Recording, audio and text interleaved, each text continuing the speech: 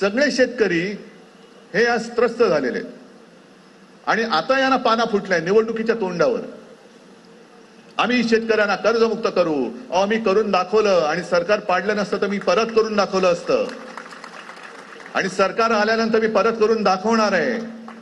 हमी भाव सुद्धा प्रत्येक पिकाला, मग तो काजू असेल किंवा काही असेल, त्याला आपलं सरकार आल्यानंतर आम्ही दिल्याशिवाय राहणार नाही, हे सुद्धा वचन मी तुम्हाला द्यायला आलेले.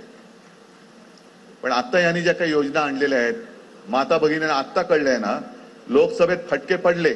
अरे इथला फटका तुम्ही द्यायला पाहिजे होता, नको तो माणूस डोक्यावर का घेतला हेच मला कळलं नाही. का घेतला? अरे ते दिवस आठवा ना, कशी गुंडगर्दी होती. म्हणजे तो जो काय काळ होता 2004-2005, मी त्या मतदारसंघात बसलो होतो आणि गाव वाड्या वस्ते पाडे सगळे जे काय होतो मी फिरत होतो. कुठे 20 घरांचं गाव, कुठे 25, कुठे 10, कुठे 15. संपूर्ण एक अशी भयान शांतता होती, भीतीचं वातावरण होतं, दहशत होती. सगळी लोक येऊन बोलत होती आणि मग मी निघाल्यानंतर एका ठिकाणी एक तरुण धावत आला. मला म्हणाले, उद्धवजी आम्हाला माहिती आहे तुम्ही सगळेजण इकडे आलात, पण म्हणे नंतर निवडणुका झाल्यावर तुम्ही निघून जाल, आम्ही इकडे राहू. आमच्या बघा इकडे अजूनही दिवे नाहीयेत, आमच्या मुली आमची मुलं ही रस्त्यातनं एकटी दुपटी कधी रात्री अपरात्री यावं जावं लागतं. त्यांचा वाली कोण? उद्या यांनी केलं तर आम्हाला वाचवणार कोण? कोणीतरी इकडे द्या म्हणे की जो ठाण मांडून बसेल आणि आमचं रक्षण करेल. आणि तेव्हापासून विनायक राऊत इकडे जवळपास त्या लोकसभेच्या आधी जेव्हा पहिली लोकसभा जिंकले होते 1.5-2 वर्ष इकडे ठाण मांडून बसले. कधी काय झालं, मी स्वतः एकदा त्या वैभववरती हल्ला झाला, मी स्वतः धावून आलो होतो आणि कोकणने पुन्हा एकदा उभारी घेतली. आज ही उभारी टिकवायची का परत एकदा सगळ्या दरोडेखोरांच्या हातामध्ये तुमचं आयुष्य द्यायचं, हे येणारी निवडणूक म्हणजे तुम्ही ठरवणार आहात. आम्ही तळमळीने बोलतो कारण हे बघवत नाहीये. ज्या काही गोष्टी इकडे चालल्यात या बघवत नाहीये. म्हणजे मी ग्रामीण भागात गेल्यानंतर शेतकऱ्यांना जो प्रश्न विचारतो तसाच मी तुम्हाला विचारणार आहे आणि शक्यतो तुम्ही नाकारून दाखवा. याने उघड धारावीच्या माध्यमातून मुंबई अदानीच्या घशात घातले. जवळपास 1000 एकर मुंबई ही अडाणीच्या घशात घातले. मग उद्या तुमच्या काजू बागा असतील, आंब्याच्या बागा असतील, भात शेती असेल, काही असेल, जसं हे टिमलोना घेऊन तिकडे गोलकोर्स करायला गेले होते तसंच तुमच्या 7/12वरती अदानीचं नाव लिहिणार नाहीत. कशावरून? कोणाकडे दाद मागणार तुम्ही? चंद्रचूडांकडे? चंद्रचूड तर गेले आता. न्याय मागणार कोणाकडे? आणि हे भूत उभं राहतंय. हे भूत आत्ताच नाही जर का गाडलं तर मला नाही वाटत परत कोणी आपल्याला वाचवायला एवढ्यामध्ये उभं राहू शकेल. कारण तुम्ही आणि आम्ही आपण मिळूनच एकमेकाला धीर देऊन आपलं कोकण वाचवायला पाहिजे. हा महाराष्ट्र सगळ्या त्या गुजरातच्या चरणी वाहून टाकतायत. उद्या महाराष्ट्राचा कारभार सुद्धा आज तर चाललाच आहे, उद्या मंत्रालय पण गुजरातला नेतील.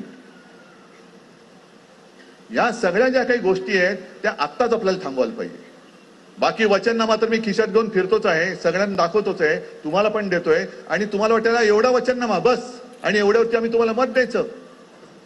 पण त्याच्या मागे मी तो एक क्यूआर कोड दिलेला आहे. मोबाईलमध्ये स्कॅन केला तर तुम्हाला सविस्तर वचननामा येईल. मग त्याच्यामध्ये विनायकजी तुम्ही जे सांगत होतात की 5 जीवनावश्यक वस्तूंचे भाव शेतकऱ्याचं नुकसान होऊ न देता, शेतकऱ्याचं नुकसान होणार नाही, ते 5 जीवनावश्यक वस्तूंचे भाव स्थिर ठेवणार. जसं मुलींना मोफत शिक्षण आहे तसं मुलांना सुद्धा मोफत शिक्षण देणार. हे करणार मी. अनेकदा ट्रीटमेंट घ्यायला गेल्यानंतर खिशात पैसे नसतात, मग जोपर्यंत पैसे भरले जात नाहीत तोपर्यंत ट्रीटमेंट उपचार सुरू होत नाहीत. मग काय करायचं? तर 25 लाखापर्यंत कॅशलेस मेडिकल सेवा हे सुद्धा आपली सरकार देणार आहे. महिलांना तर 1,500 ते 3,000 आपण करणारच आहोत. पण महिलांसाठी खास करून स्वतंत्र पोलीस स्टेशन जिकडे अधिकारी पण आणि महिला पण पोलीस असतील अशी पोलीस स्टेशन आपण राज्यभर उभारणार आहोत. बऱ्याच गोष्टी करणार आहोत. पण हे करणं केवळ आणि केवळ करून घेणं हे तुमच्या हातामध्ये आहे. आज यांनी ज्या काही घोषणा केल्यात महिलांना 1500 रुपये, मोदीजी तुम्ही 15 लाख देणार होता ना, आणि 1500 का देत आहे? आता यांच्या सगळ्या योजना यांची सगळी तोंड उघडायला लागली. आजपर्यंत भाव फक्त गद्दारांनाच होता, तुम्हाला आम्हाला नव्हता. पण आता एकदा निवडणुकीत लोकसभेत फटका दिल्यानंतर त्याच्यानंतर लाडकी बहीण यांना आठवली. त्याच्यानंतर शेतकऱ्यांचं कर्ज माफ करायला पाहिजे ते त्यांना आठवलं. त्याच्यानंतर आणखीन जो काही यांचा जुमलानामा आहे तो त्यांना आठवायला लागलेला आहे. पण मी जेव्हा मुख्यमंत्री होतो तेव्हा मी निवडणुकीची वाट नव्हती बघितली. निवडणूक झाल्याबरोबर पहिला माझा जो निर्णय होता तो रायगडाला निधी देणं आणि शेतकऱ्याला कर्जमुक्त करणं हा माझा एक पहिला निर्णय होता. आणि म्हणूनच ही गुंडगिरी